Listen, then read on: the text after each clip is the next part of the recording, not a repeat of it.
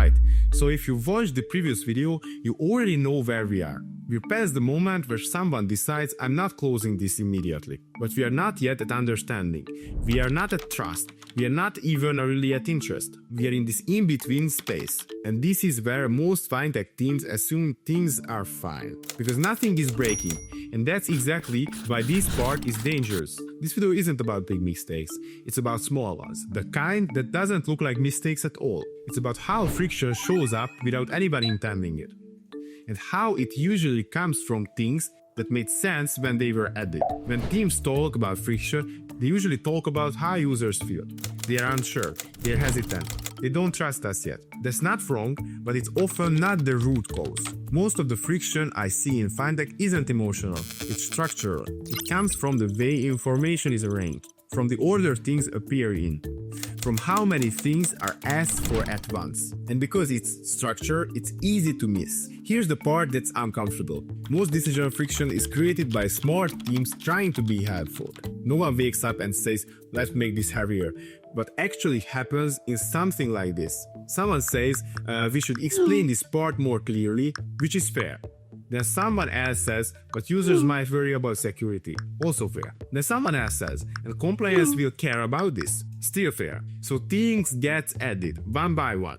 Nothing feels wrong in isolation. Think about how most fintech pages evolve. They don't start complicated. They start simple. Then over time, more gets layered in. A paragraph here, a section here, a diagram, a list there, a clarification. Each addition has a reason. But the page slowly changes but it asks from the users. It asks for more attention earlier, and early attention is expensive.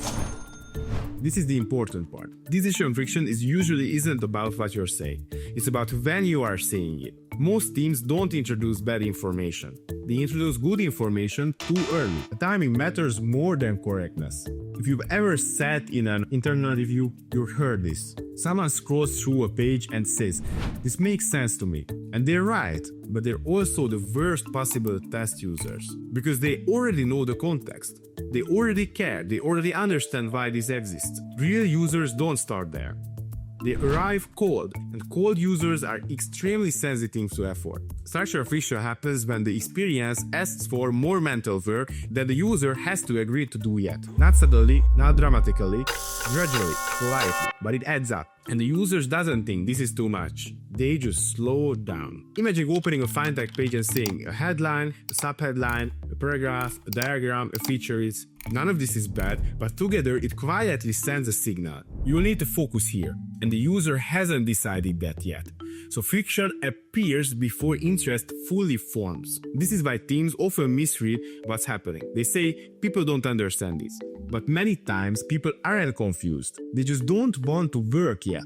That's not rejection, that's sequencing. This shows up very clearly in B2B fintech. Long cycles, complex offerings, multiple stakeholders. Teams often say our product is hard to explain, but most of the time that's not true. What's true is that explanation shows up before that user is ready to receive it. We saw the same pattern with Amplify Solutions. Their Dynamics 365 offering was solid. The product wasn't the problem. What slowed things down was how the value was structured early on. From the inside, everything made sense, but from the outside, too many things were being asked for at once. Once the messaging was aligned across touchpoints and the early structure was simplified, the friction dropped. Nothing dramatically changed, things just started moving again. That's what structural friction looks like in practice. They didn't add more explanation, they moved things around. They let some things wait. That alone reduced friction. Before anyone thought about trust, before optimized conversions, they also explain something sales team says all the time. Once we are on a call, it's easy.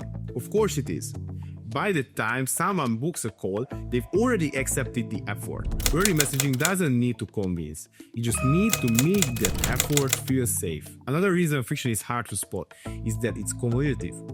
One extra section doesn't kill momentum. One extra explanation doesn't either, but together they create weight.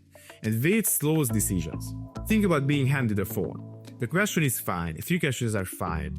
10 questions make you stop. Not because you can't answer them, but because you didn't agree to that commitment. That's how early final decisions feel.